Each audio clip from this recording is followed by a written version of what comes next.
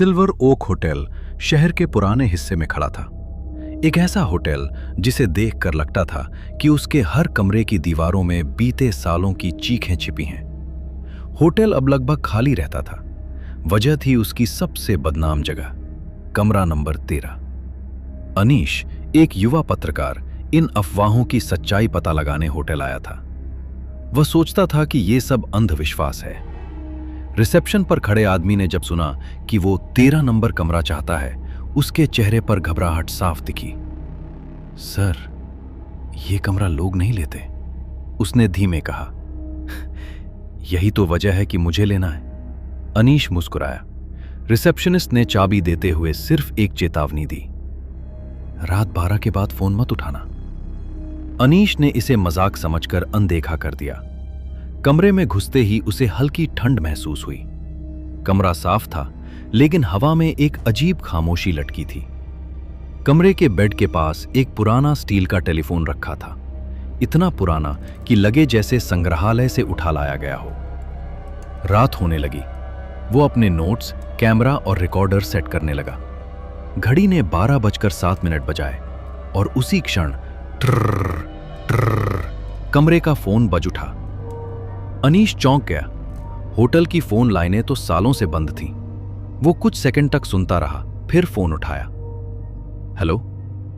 सामने से कुछ पल सिर्फ सांसें सुनाई दी, फिर एक टूटती हुई बेहद दूर से आती आवाज, बाहर मत जाना, आज वो जागा है।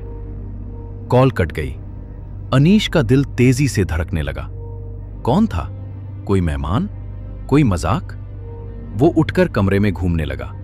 उसकी नजर अचानक दीवार पर पड़ी। वहां लाल खून जैसी लिखावट थी, 12:30 से पहले कमरा छोड़ दो। अनीश वहीं जम गया। ये शब्द उसने पहले नहीं देखे थे। कोई अंदर आया? कैसे? घड़ी ने 12:16 दिखाया। उसी समय दरवाजे के बाहर भारी घसीटते हुए कदमों की आवाज आने लगी। टप टप घुट। आवाजें धीरे धीरे कमरे के ठीक बाहर आकर रुक गईं। फोन फिर बज उठा। Ring ring ring. अनीश ने कांपते हाथों से फोन उठाया। हेलो। आवाज आई, छेद से मत देखना, वो तुम्हें देख लेगा। अनीश ने तुरंत दरवाजे की आंख से देखने का विचार छोड़ दिया। उसी पल दरवाजे पर धीमी दस्तक हुई। ठक। कमरा पूरी तरह शांत हो गया। अनीश ने साहस जुटाकर एक कुर्सी हाथ में ली और धीरे धीरे दरवाजा खोला। बाहर कोई नहीं था, लेकिन फर्श पर गीले पैरों के निशान थे, उसके दरवाजे से शुरू होकर लंबी गलियारे की ओर जाते हुए। वो घबराकर उन निशानों का पीछा करने लगा। हवा ठंडी होती जा रही थी। गलियारा अंधेरा, लगभग सुनसान था। उसी समय उसे एक धीमी सरसराहट सुनाई दी। उसने मुड़कर देखा। गलियारे के छोर पर एक औरत खड़ी थी। सफेद कपड़े, लंबे खुले बाल, चेहरा पूरी तरह धुंधले अंधेरे में छिपा। वो हिल नहीं रही थी। अनीश जमे हुए पैर पीछे खींचने ही वाला था कि औरत ने बिना हिलते हुए कहा, वापस जाओ, वो जाग गया है। अगले ही पल वो गायब हो गई, जैसे कभी थी ही नहीं। अनीश तेजी से अपने कमरे में वापस भागा और दरवाजा बंद कर दिया। उसकी सांसें तेज थीं। वो खुद को संभाल रहा था कि फोन तीसरी बार बज उठा। इस बार आवाज पहले से साफ थी। तुम जानते हो तुम किस कमरे में रुके हो? कौन हो तुम? अनीश चिल्लाया। मैं। आवाज टूटी हुई थी। मैं कमरा 13 में मरी थी। अनीश के रोम रोम खड़े हो गए। तुम्हें किसने मारा? फोन के दूसरी तरफ एक लंबी खामोशी। फिर, मेरा कातिल आज भी इस होटल में है। अनीश का डर अब दहशत में बदल रहा था।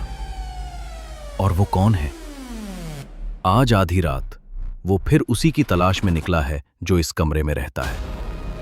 फोन कट गया। अनीश कांपते हुए उठकर दरवाजा खोलने ही वाला था कि उसके सामने खड़ा था रिसेप्शनिस्ट।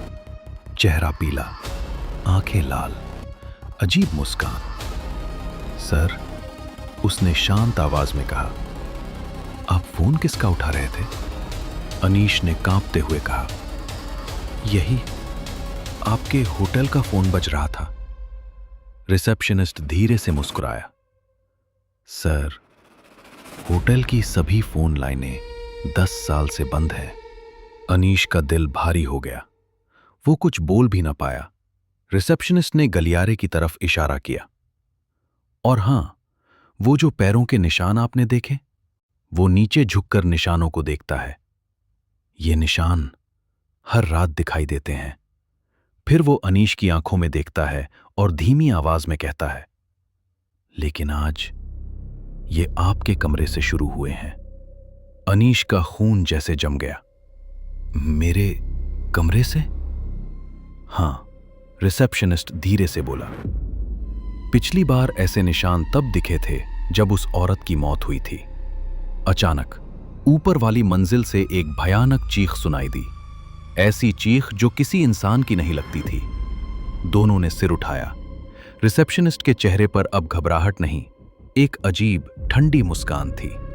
वो धीरे से बोला, लगता है वो नीचे आ रहा है। और उसी क्षण होटल की सारी लाइटें एक साथ बंद हो गईं। पूरी इमारत अंधेरे में डूब गई। सीढ़ियों से किसी भारी चीज के तेजी से उतरने की आवाज, घसीटने की, फटकारने की, और फिर ठक ठक ठक। वो आवाज कमरा नंबर 13 के ठीक बाहर आकर रुक गई। अंधेरे 13 के ठीक बाहर आकर रुक गई। अंधेरे में हैंडल धीरे धीरे घूमने लगा। Click click click.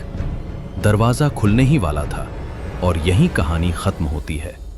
पार्ट 2 बहुत जल्द ही। अब ये कहानी एक नया मोड़ लेने वाली है। कहानी में आगे क्या होगा जानने के लिए वीडियो को लाइक करें और साइलेंट टेल्स YT को सब्सक्राइब करें। मिलते हैं इसके पार्ट 2 में जल्द ही।